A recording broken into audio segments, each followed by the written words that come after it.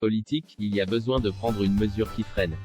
Invité de BFM TV RMC ce mercredi 31 mars, la maire de Paris Anne Hidalgo a demandé la fermeture des écoles dans la capitale, au vu de la situation sanitaire très grave, et de la désorganisation très grande, dans les établissements.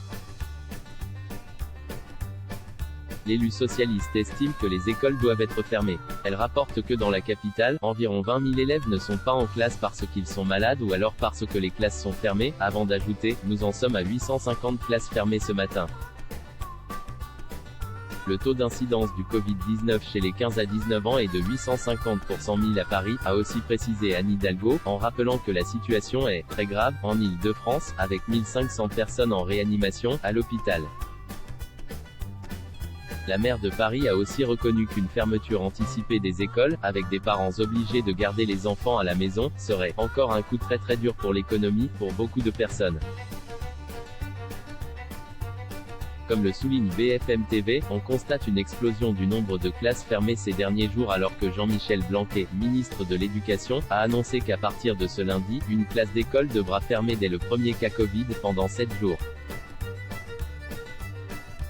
Et cela, dans les 19 départements actuellement sous restrictions sanitaires renforcées. Un autre problème se pose, la contrainte ressentie par les parents d'élèves. Les parents arrivent à l'école et on leur dit que la classe est fermée, explique Anne Hidalgo. Ils se retrouvent donc à devoir garder leurs enfants, ce qui n'est pas toujours évident pour les parents salariés.